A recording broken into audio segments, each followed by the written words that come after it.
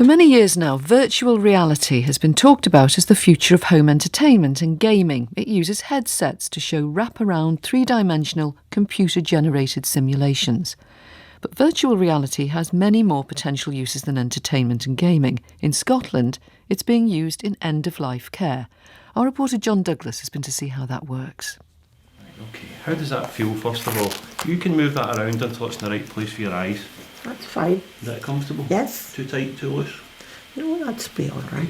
At St Columba's Hospice in Edinburgh, a rectangular box is strapped over the eyes of a patient, Phyllis Ramsey. It'll allow her to see computer-generated images of a virtual world. She's 101 years old and, in her long life, she's never experienced anything quite like this. I think it'll cheer me up and I'm interested. Right, so I'm going to put these headphones on you as well, all right? OK. With headphones on so she can hear the sound effects, Phyllis is all set. We're going to start off nice and gentle, OK? And you'll be underwater, right? And you're going to see a whale first. I wasn't a very good swimmer. Well, the good news is you don't need to be in this. OK, good. Right, so The man helping Phyllis is Billy Agnew, who's chief executive of the virtual reality company Viarama. the blue whale experience is a very efficient way of introducing people to virtual reality. It quickly establishes, OK, this is different. They start off by being on the deck of a sunken ship. Can you look down and see where you are now? Yes, this is a wreck. They hear the noises of the deep ocean. They hear the creaking deck of the ship. And then as they look around, they see a whale.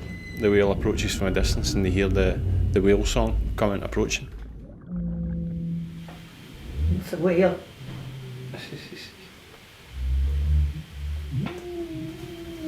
They make a funny noise. The whale will swim up and it will look at people, and it's a fantastic experience.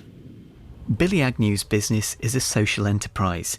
The money it generates from making corporate virtual reality videos and hosting public sessions covers the costs of offering free or subsidised sessions in schools, hospitals and hospices. Some of his software allows people to visit almost anywhere in the world. By walking forwards or clicking on the controls, they can move down a famous street or simply visit somewhere special to them. The first place that people want to see when they're in a nursing home is they want to go back and see their house. You know, you get people that have lived in one place for either all of their life or most of their life, and they want to go back and see what's happening. And it was both funny and tremendously moving. One of the first times that we did it, a lady, she took her back to her house, and she says, "Oh look, I've got a washing out." Start chilling. There you are. Phyllis also chose to go home, but to a home from her childhood in India, where she went to school in Darjeeling. This is all modern. There wasn't anything there when I was there. That's the little railway. You missed it there. See, it's a 3-foot cage. Why do you think this is useful for people undergoing end-of-life care? Not to look at it too superficially, it's obviously a very stressful time for people. If you can take somebody out of that, and just for 15 minutes or half an hour, what a gift that is to be able to give to people, to forget their immediate difficulties or the problems that they face in their everyday life, and not to put too fine a point on it, they can have fun. The sessions at the hospice are about more than just fun, though. Patients' reactions are being observed by university researchers.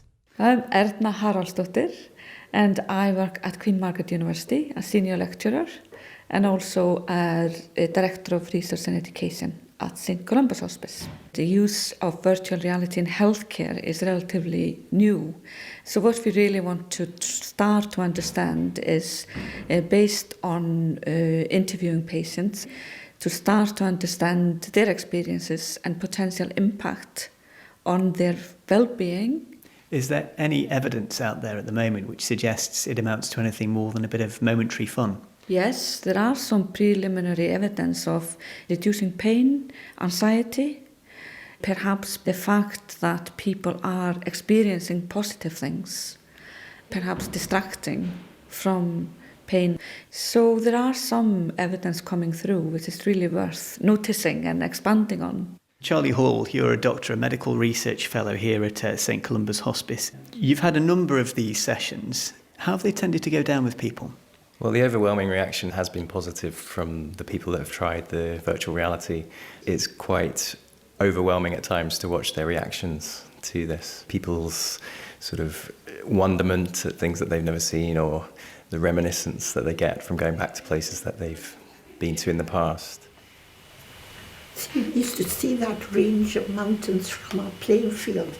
Beautiful, beautiful. Has anyone found it upsetting? There was one person in particular who visited somewhere where they'd been to previously with a family member and then did become upset at that fact, and later on described that as the realisation that she wouldn't be able to visit that again due to her illness. She did stop the experience at that point, but actually later on reflection, it opened up a conversation that she hadn't been wanting to have about the future.